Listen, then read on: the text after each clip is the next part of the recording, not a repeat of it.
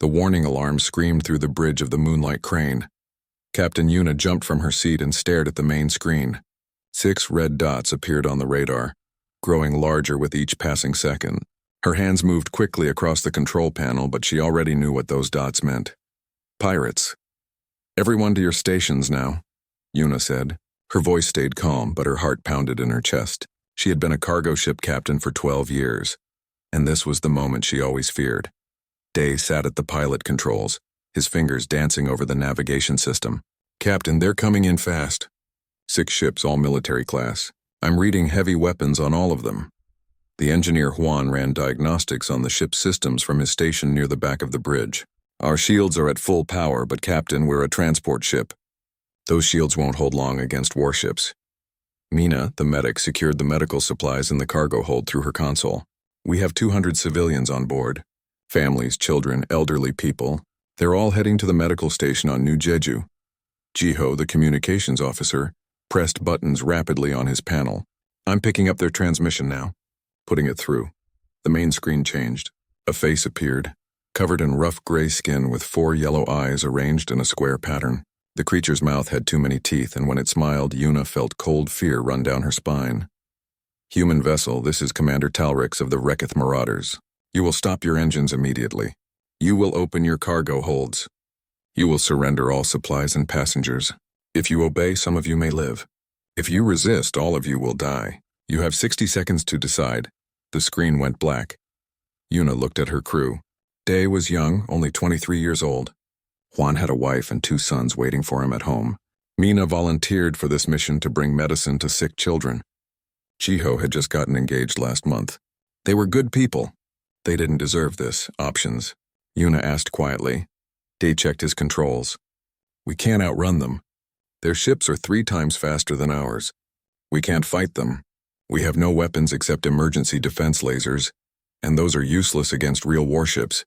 Juan added, "If we try to jump to faster than light speed, they'll shoot us before the engines charge. Takes 90 seconds to charge and they're already in firing range." Yuna nodded slowly. She knew all of this already, but she had to ask anyway. It was what a captain did. "Jiho, send a distress signal. Use the emergency channel. Send our location and situation to anyone who might hear it." "Yes, Captain." Jiho's fingers moved across his console. "Distress signal away. But Captain, we're in the Outer Rim. The nearest military station is 4 days away." Even if someone hears us, and he didn't need to finish the sentence. They all understood. Help wouldn't come in time. 30 seconds, Day said, watching the countdown timer. Yuna took a deep breath. She thought about the 200 people in the cargo and passenger sections below. Families who saved money for years to afford passage to the colony. Sick people who needed the medical supplies they carried. Children who should grow up and live full lives. "Open a channel to the Wrecketh ship," she said. "Channel open," Jiho confirmed. "Commander Talrix, this is Captain Yuna of the Moonlight Crane. We are a civilian medical transport. We carry medicine and doctors to a colony world. These people are innocent. They have nothing to do with military or politics. Surely there are rules even among raiders.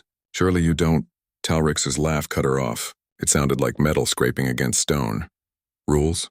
There are no rules in the Outer Rim, human. There is only strength and weakness. You are weak. We are strong. That is the only rule that matters. Your 60 seconds are over.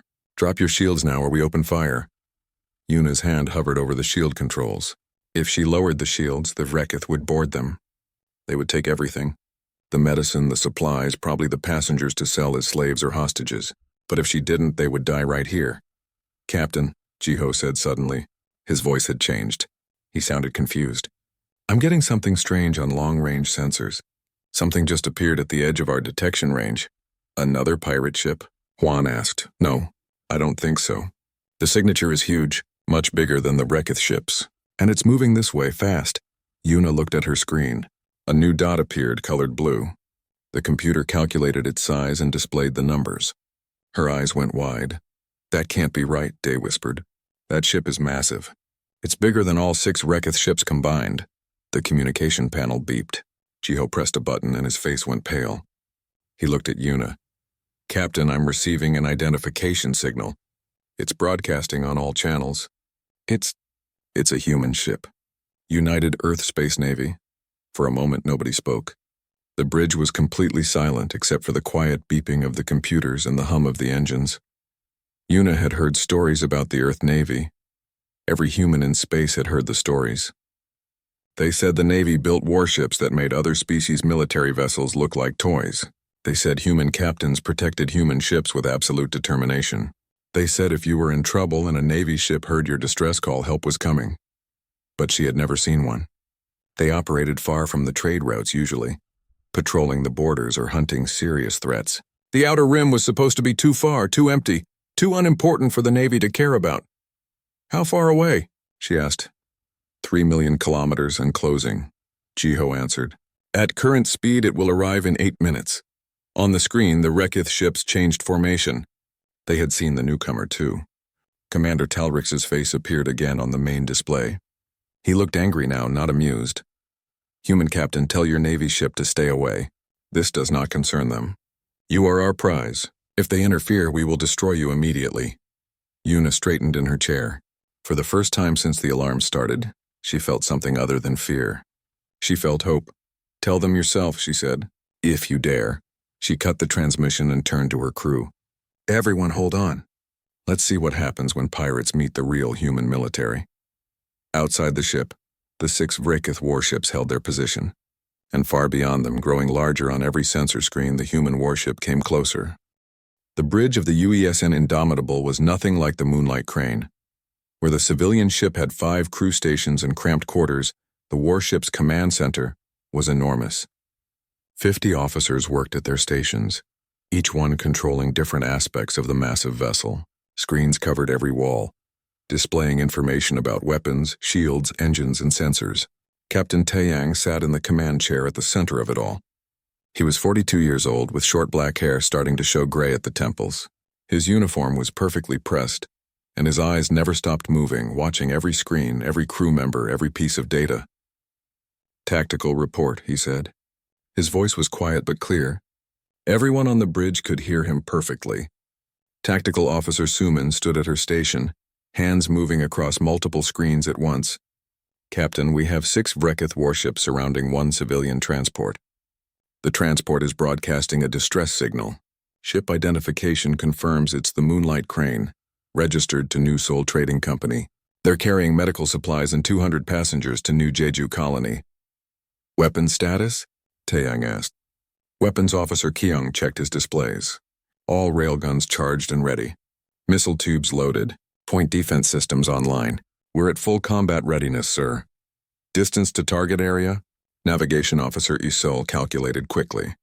2.8 million kilometers and decreasing. We'll be in maximum weapons range in 90 seconds. Taeyang nodded slowly.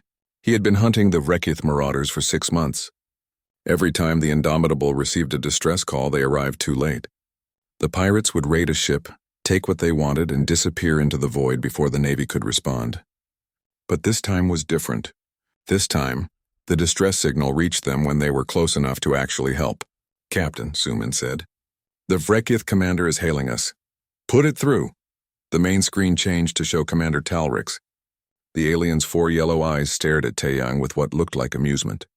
Human warship, this is Commander Talrix. You are entering Rekith territory. The vessel before you is our legal prize under the laws of the Outer Rim. Turn away now or we will consider your presence an act of war. Taeyang leaned forward slightly in his chair.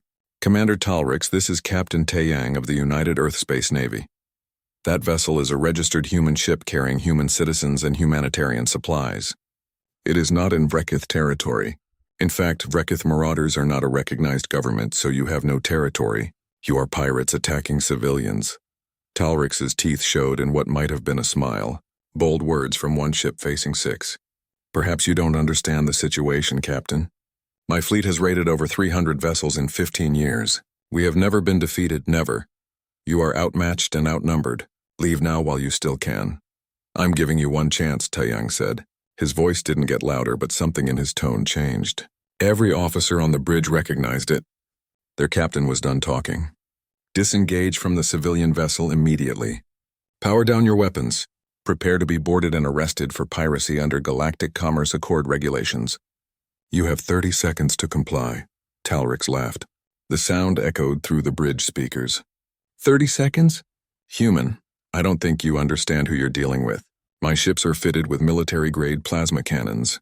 My shields can withstand direct hits from battle cruisers. My crew has fought and won against every species in this sector. What makes you think one ship, no matter how big, can stop all 6 of us? Taeyang glanced at the countdown timer on his display. You now have 15 seconds. Captain, Suman reported. The Rekith ships are moving into attack formation. They're charging weapons. I can see that, Taeyang said calmly. He watched the timer count down. 10 seconds. 5 seconds. 0. Time's up, he said. Kyung, fire railgun 1.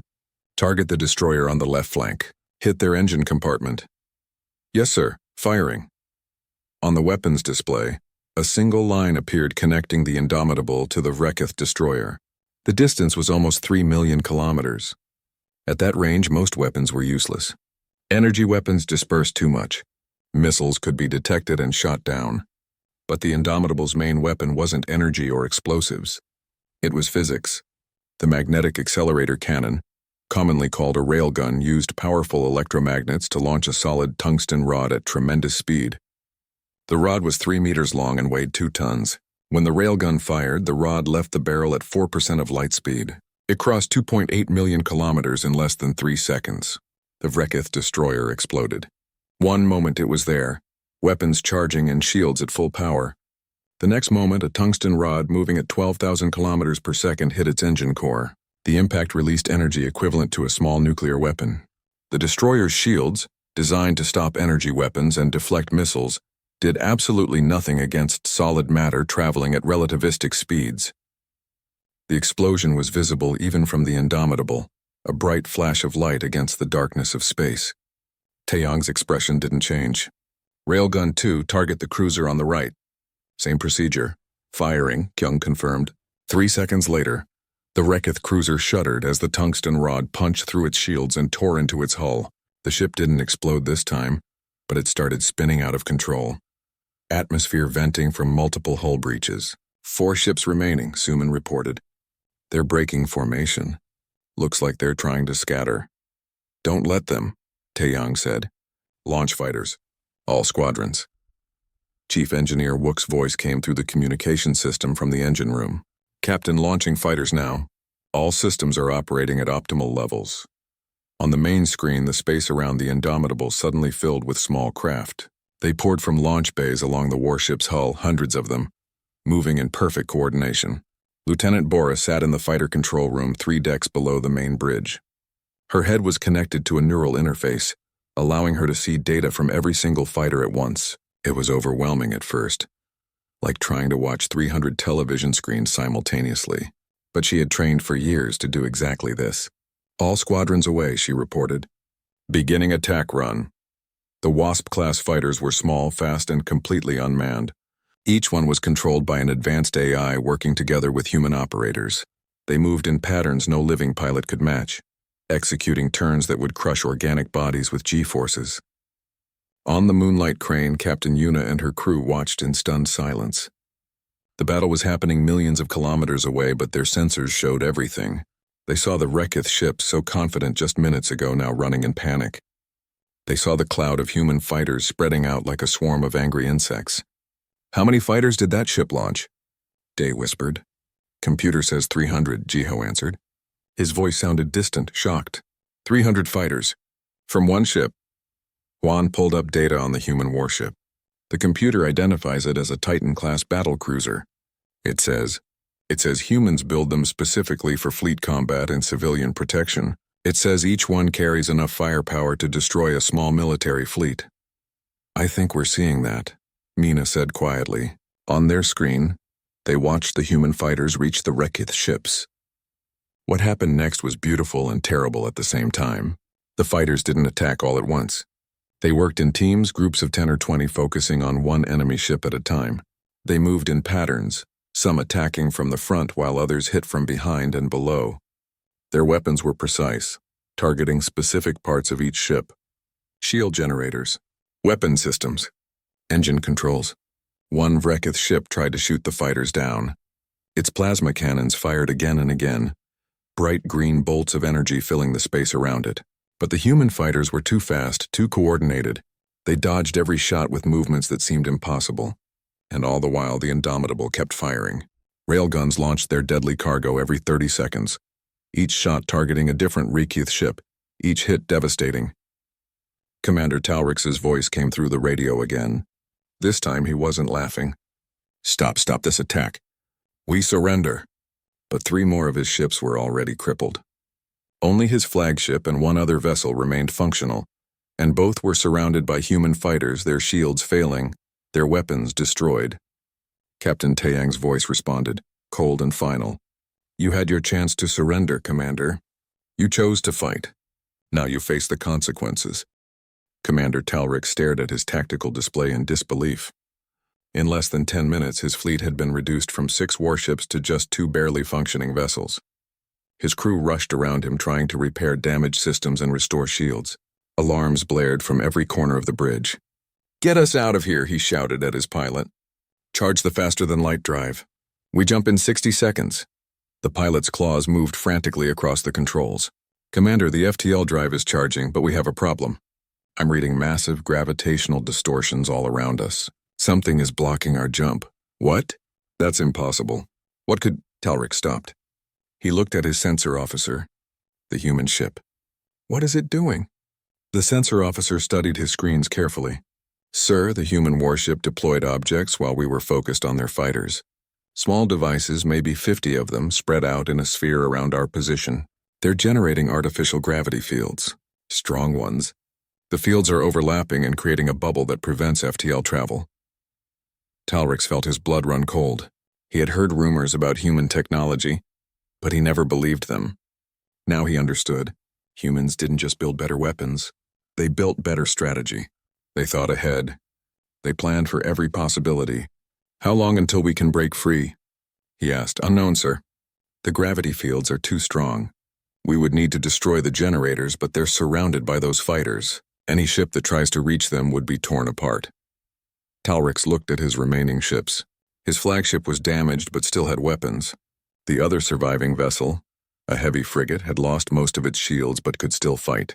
His 300 crew members across both ships were experienced warriors. They had raided, fought, and won for 15 years. All ships, he said into the communication system. Forget the civilian vessel. Forget everything else. All weapons, all power, focus on the human warship. If we're going to die, we take them with us. Full speed ahead, ram them if we have to. His crew looked at him with fear in their eyes, but they obeyed. The 2 Rekith ships turned toward the massive human battlecruiser and began to accelerate. Behind them, the cloud of human fighters followed like hunting wolves. On the Indomitable, Tactical Officer Suman watched the enemy ships begin their suicide charge. Captain, the Rekith vessels are coming straight at us. Maximum speed. All weapons are targeting us. Captain Taeyang didn't seem concerned. Distance? 1.2 million kilometers. At current speed, they'll be in optimal weapons range in 4 minutes. Plenty of time, Taeyang said. He pressed a button on his chair. All crew, this is the captain. The enemy is making a final attack run. They're desperate and dangerous. But remember your training. Remember why we're here. Those civilians are counting on us. We do not fail. We do not break. We are the United Earth Space Navy, and we protect our people. All stations prepare for close combat. Around the bridge, officers confirmed their readiness. Kyung checked the railguns again. Suman monitored enemy movements. ISIL calculated intercept courses. Every person knew exactly what to do. Captain, Chief Engineer Wook reported from the engine room. I'm redirecting additional power to forward shields. If they get close enough to hit us with plasma weapons, we'll be ready. Good work, Wook. Lieutenant Bora, still connected to the fighter control system, repositioned her squadrons. The 300 Wasp fighters formed a defensive screen between the approaching Rekith ships and the Indomitable. Captain, my fighters are in position. The enemy will have to go through us first. Hold your formation, Lieutenant. Let them come. The Rekith ships closed the distance. 1 million kilometers, 800,000, 600,000. At 500,000 kilometers, they entered what pirates considered optimal combat range. Their plasma cannons, useless at longer distances, became deadly at this range. Green bolts of energy erupted from both Rekith vessels. Dozens of shots fired every second, all aimed at the Indomitable. The plasma weapons were powerful, capable of melting through armor and overloading shields, but they had to hit their target first.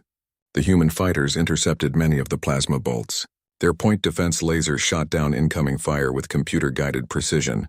The shots that got through hit the Indomitable's forward shields and dispersed harmlessly. The shields barely flickered. "Enemy weapons are having no effect, Captain," Suman reported. "Our shields are at 98% and holding." Taeyang nodded. "They're in range now. Kyung, activate all point defense turrets. Show them what real defensive fire looks like." All across the Indomitable's hull, thousands of automated turrets activated. These weren't the main railguns. These were smaller, faster weapons designed for one purpose: destroying anything that got too close to the ship. Missiles, fighters, debris, anything. The turrets fired. The space between the Indomitable and the Rekith ships filled with tungsten rounds and laser fire. It looked like a solid wall of light and metal moving at tremendous speed. The Rekith launched their own missiles in desperation. 30 missiles, each one carrying high explosives, streaked toward the human warship. The point defense system destroyed all 30 before they traveled more than 10 kilometers. The explosions looked like fireworks against the darkness. Commander Talrix watched his missiles disappear. He watched his plasma cannons fail to even scratch the human shields. He watched his ships get closer and closer to the enemy, but nothing he did mattered. The human warship just sat there unmoved, destroying everything he threw at it. "How?" he whispered. "How is this possible?" His sensor officer provided the answer, though Talrix didn't want to hear it. "Sir, their armor is at least 3 times thicker than ours. Their shields use technology we've never seen before. Their weapons have 10 times our range and 20 times our power. And their crew? They're not making any mistakes. Not one.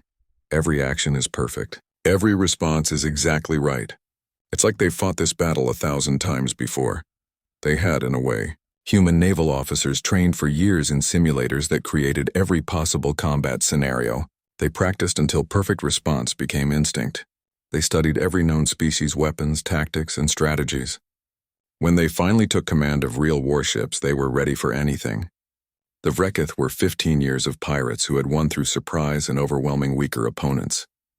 The Indomitable was decades of human military doctrine refined into one unstoppable vessel. There was no contest. 400,000 kilometers, Suman announced. "The enemy ships are still approaching. Railgun status?" Taeyang asked. Kyung smiled slightly. "Main gun is fully charged and ready, Captain. We have a perfect shot." Taeyang thought about the civilians on the Moonlight Crane. He thought about the hundreds of other ships the Rekith had raided over the years. He thought about the innocent people killed or enslaved by these pirates. His decision was easy. Fire. The main railgun, the largest weapon on the ship, fired for the first time in the battle. This wasn't a 3-meter rod like the earlier shots. This was a 6-meter tungsten penetrator weighing 10 tons, launched at 6% of light speed. The round hit Commander Talrix's flagship dead center. At that speed, with that much mass, the impact released energy equivalent to a large nuclear bomb. The flagship didn't just explode. It vaporized. One moment it was there, the next moment it was gone, replaced by an expanding cloud of superheated gas and debris. The shockwave from the explosion hit the remaining Rekith frigate and sent it spinning. Already damaged, with shields almost gone, the frigate couldn't handle the impact. Its hull cracked. Its engines died. It went dark and silent, drifting in space. The battle was over. "Cease fire," Taeyang ordered. "Recall fighters. Suman, scan that frigate. Are there survivors?" Suman studied her displays. "Yes, sir. I'm reading life signs. Maybe 30 crew members still alive. The ship is heavily damaged but not completely destroyed. Send a boarding team. Marines are to secure the vessel and take survivors into custody. Have medical teams standing by." "Yes, Captain." Taeyang pressed another button on his chair. "This is Captain Taeyang to all ships in the area. The hostile vessels have been neutralized. Moonlight Crane, please respond." On the civilian ship, Captain Yuna nearly jumped when the voice came through the speakers.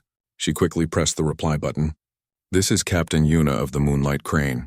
Captain Taeyang, Thank you. You saved us. All of us." "That's our job, Captain Yuna. Are you and your crew injured? Do you require assistance?" Yuna looked around her bridge. Her crew stared back at her with wide eyes, still in shock from what they had witnessed. "No injuries, Captain.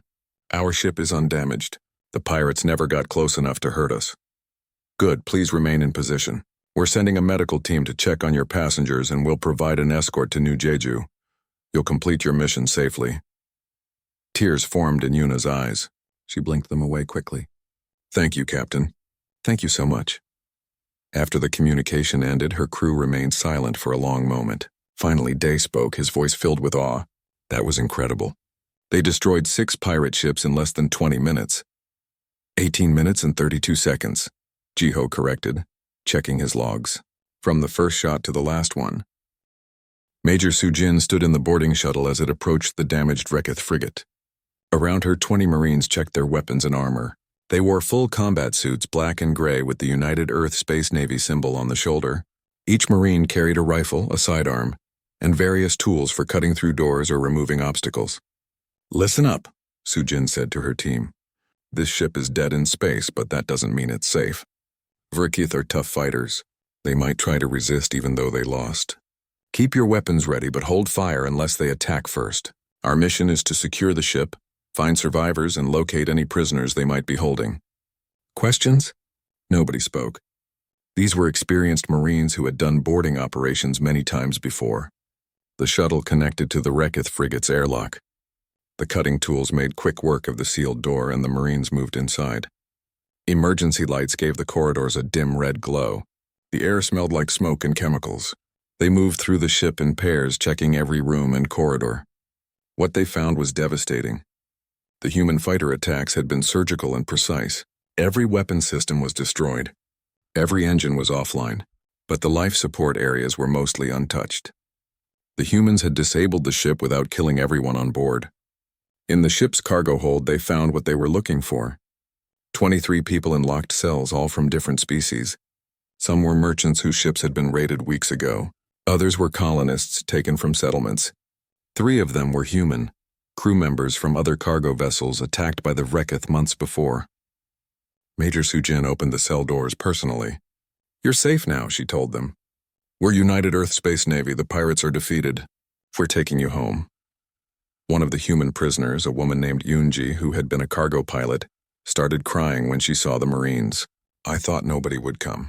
I thought we were lost forever. Nobody is lost forever, Sujin said firmly. Not while the Navy is out here. The Marines found 28 Rekith survivors in various parts of the ship. Most were injured. All of them surrendered without fighting. They had seen what happened to their fleet. They knew resistance was pointless. When the Marines brought the Rekith commander before Major Sujin, the alien looked broken. He was younger than Talrix had been, probably a lieutenant or junior officer. His 4 eyes showed fear. What happens to us now? He asked in broken English. Do you kill us? Sujin shook her head. We're not murderers. You're prisoners of war. You'll be tried under Galactic Commerce Accord regulations. You'll have lawyers and a fair trial. If you're found guilty, you'll serve your sentence. But you won't be killed. That's not how humans do things. The Rekith seemed confused by this. But we are pirates. We raided your ships. We took your people. Why show us mercy? Because we're better than you, Sujin said simply. Because we follow laws and rules. Because we believe in justice, not revenge. You'll learn that humans can be absolutely deadly when protecting innocent people. But we're not cruel. There's a difference. Back on the Moonlight Crane, Captain Yuna met with the human medical team that came to check on her passengers. Dr. Heejin, a young woman with a warm smile, moved through the passenger compartments examining everyone, especially the children and elderly. Everyone seems healthy, Heejin reported to Yuna. A few people are in shock from the stress, which is completely normal. I'm giving them mild sedatives. They should feel better after some rest. Thank you, Doctor, Yuna said. She hesitated, then asked, Can I ask you something? That warship, the Indomitable, I've been a cargo captain for 12 years, and I've never seen anything like it. How many ships like that does Earth have? Heejin smiled. That's public information, so I can tell you. The Navy has 214 Titan-class battlecruisers like the Indomitable. We also have carriers, destroyers, frigates, and support vessels. In total, the Navy operates over 1,500 warships. Yuna felt dizzy. 1,500? For protecting cargo ships and colonies? And for protecting Earth itself, Heejin added. Humanity learned long ago that we need to be strong to survive in this galaxy. We build ships that can handle any threat. We train crews that don't make mistakes, and we make absolutely certain that anyone who attacks human civilians regrets it."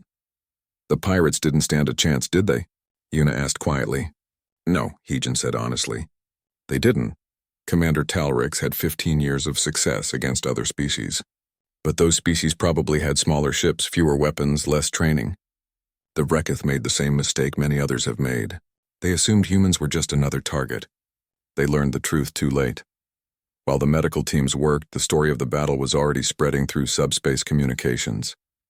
Ships that heard the Moonlight Crane's original distress call now received updates. They forwarded the information to stations, colonies, and other vessels. Within hours, thousands of people across dozens of star systems knew what happened. At a trading station near the edge of known space, a mixed group of merchants gathered in a bar to watch the combat footage.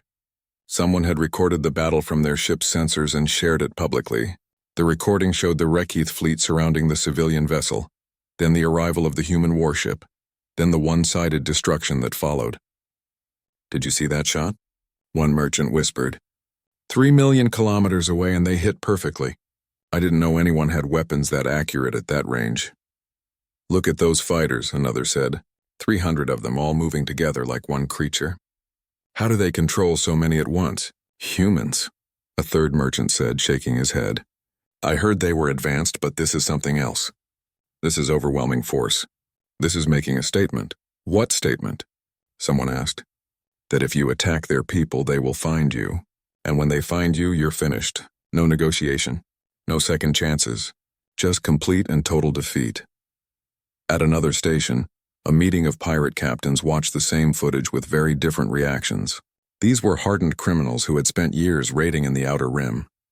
They had seen combat before, but they had never seen anything like this. "How did the Navy get there so fast?" one captain asked. "The distress call went out and they arrived in minutes." "Do they have ships everywhere?" "They must have patrols in areas we thought were empty," another answered. "That means nowhere is safe anymore. If we raid a human ship or any ship they decide to protect, we're dead." An older pirate captain, a veteran of 30 years, stood up to leave. "I'm done," he said. "I've made enough money.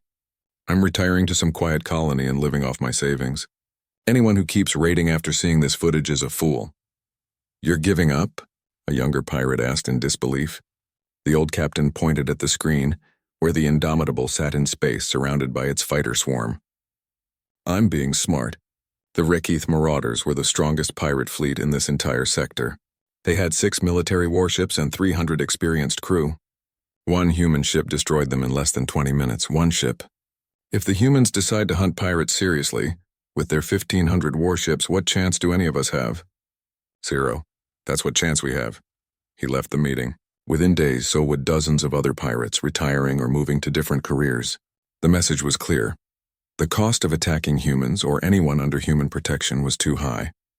On the bridge of the Indomitable, Captain Taeyang received a communication from Earth Space Command.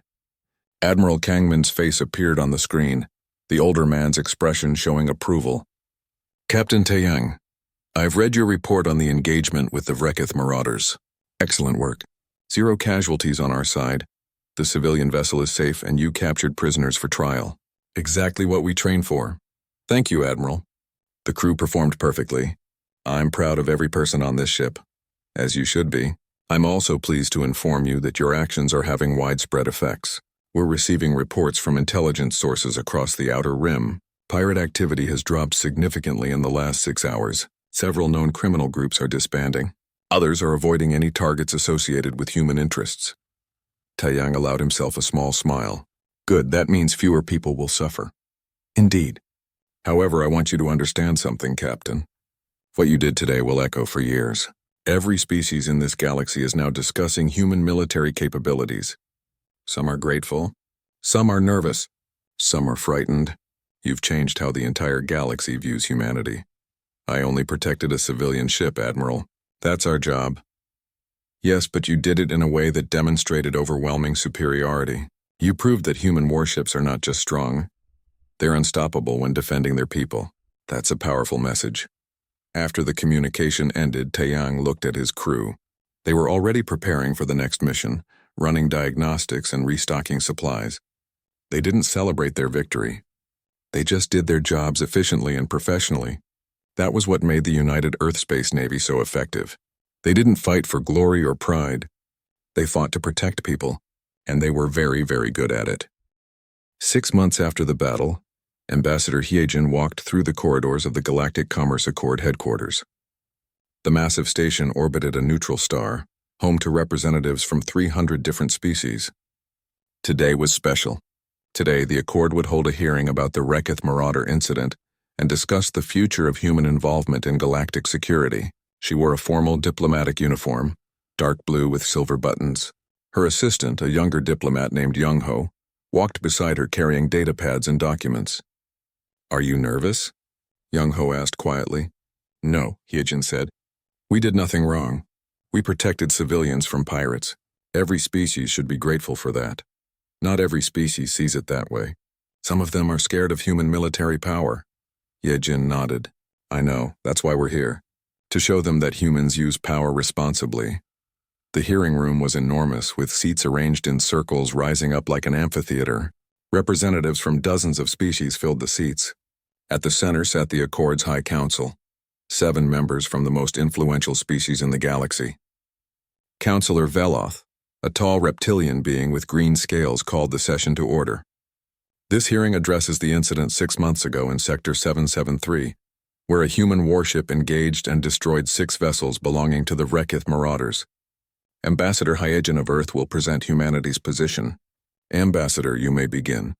Hyejin stood and walked to the center of the room. She didn't use notes. She had prepared for this moment for months. "Honored counselors, fellow representatives, I stand before you today to explain why the United Earth Space Navy acted as it did. The facts are simple. The Moonlight Crane, a civilian medical transport carrying 200 passengers, including children, was attacked by pirates. They sent a distress call. The UESN Indomitable was close enough to respond. Captain Taeyang offered the pirates a chance to surrender peacefully. They refused. They chose to fight. The Indomitable defended the civilian vessel and defeated the aggressors. That is what happened. A counselor named Praxis, a floating jellyfish-like creature, spoke through a translation device. "Ambassador, nobody questions whether the pirates were guilty. They were criminals. But your warship destroyed 5 vessels completely and captured only 1. The response seems excessive." Hyejin looked directly at Praxis. "Counselor, with respect, I disagree. The Wrecketh Marauders had raided over 300 ships in 15 years. They killed innocents. They took slaves. They spread terror. Captain Taeyang gave them a chance to surrender before firing a single shot. They chose violence. When you choose to attack civilians and refuse peaceful surrender, you accept the consequences." Another counselor, Breen, a insect-like being with multiple eyes, added his concern. "But, Ambassador, your ship displayed capabilities far beyond what most species possess. Weapons with 3 million kilometer range, shields that ignore plasma fire, hundreds of fighters from 1 vessel.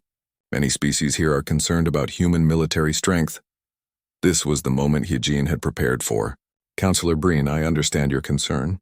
Let me address it directly. Yes, human warships are extremely powerful. We build them that way intentionally. Do you know why?" She paused, looking around the room at all the representatives. "Because humans learned a hard lesson in our history. We learned that peaceful people need strong protection. We learned that criminals and aggressors only respect strength. We learned that if you want to protect innocent lives, you need to be absolutely capable of defeating anyone who threatens them." "But what stops you from using that power for conquest?" Praxis asked. "What stops humans from deciding they should rule the galaxy by force?" "Our values," Hyejin said firmly. "Our laws.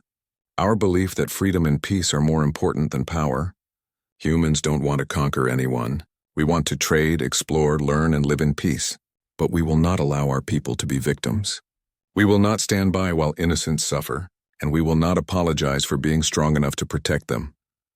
Young-ho stepped forward and distributed data pads to all the counselors. "The information we're providing shows human naval actions over the past 10 years. You'll see that in every single case, humans only used force when defending against attack or responding to distress calls. We have never initiated aggression against a peaceful species. We have never taken territory that wasn't ours. We have never used our military strength for anything except protection." Counselor Veloth reviewed the data carefully. After several minutes of silence, he spoke. This is accurate. Our own records confirm these findings. Humans have been remarkably peaceful considering your military capabilities. That's because we understand something important, Hyejin said. True strength isn't about conquering others. True strength is about protecting those who can't protect themselves. That's what Captain Taeyang did. That's what the United Earth Space Navy does every day. A smaller counselor from a species called the Marathi spoke for the first time. She was tiny, barely a meter tall with gray fur and large eyes. Ambassador Hyejin, my people are merchants. We operate cargo ships throughout this sector. Since the incident with the Rika, pirate attacks in our region have decreased by 70%. My people are grateful to humans. We feel safer knowing your Navy patrols these areas. Thank you, Counselor, Hyejin said with a slight bow. That's exactly why we do this. The hearing continued for 3 more hours. Various species asked questions, raised concerns, or expressed gratitude. In the end, the High Council voted 7-0 to officially recognize human naval patrols as legitimate security operations under Accord law. They also invited Earth to join a new joint security initiative with other species. After the hearing, Hyejin and Young-ho walked back to their ship. That went better than I expected, Young-ho said. It went exactly as I expected, Hyejin replied. Most species are reasonable. They understand that humans aren't a threat to peaceful civilizations. We're a threat to criminals and aggressors. That's a good thing. Some species will still fear us. Let them. Fear based on respect for our capabilities is fine. We don't need everyone to love us. We need them to understand that humans protect their own and will help protect others who ask for it. The galaxy is learning that lesson. Meanwhile, at the new Jeju colony, the Moonlight Crane completed its mission. Captain Yuna and her crew delivered the medical supplies they had carried through the pirate attack. The colony's hospital administrator, Dr. Minjae, met them personally. Thank you, he said, emotion clear in his voice. These medicines will save dozens of children. We were running out of critical supplies. You risked your lives to bring them here. We almost didn't make it, Yuna admitted. If the Navy hadn't arrived, but they did arrive. That's what matters. That's what's changed in this galaxy. Humans don't abandon their people. They don't ignore distress calls. They respond with overwhelming force and absolute determination. Yuna thought about Captain Taeyang and the crew of the Indomitable. She had exchanged a few messages with him after the battle. He was humble about what they had done, treating it as just another day's work. But to her and her crew and the 200 passengers they carried, it was everything. It was life instead of death, safety instead of slavery, hope instead of despair. Across the galaxy, in the dark corners where pirates and raiders met, a new reality was taking hold. A smuggler captain named Warship sat in a bar on a remote station, talking to a group of younger criminals. You kids think you're tough, he said, drinking something that looked like whiskey. You think you can raid ships and take what you want. Maybe you can if you're smart about it. But let me tell you something important. There are rules now. New rules. What rules? One young pirate asked. Don't touch human ships. Don't touch ships in human patrol zones. Don't touch ships that call for human help. Because if you do, you won't escape. You won't negotiate. You won't survive. The humans will come and they will end you. He pointed to a screen showing old footage of the Indomitable. I was 3 systems away when the Rekith got destroyed. I watched the sensor readings afterward. Do you know what scared me most? It wasn't the weapons or the fighters or the shields. It was the efficiency. The humans didn't show off. They didn't play. They gave one warning and then they executed their job perfectly. Like machines. Like predators that had done this 1,000 times before. So what do? The young pirate asked. We adapt. We survive.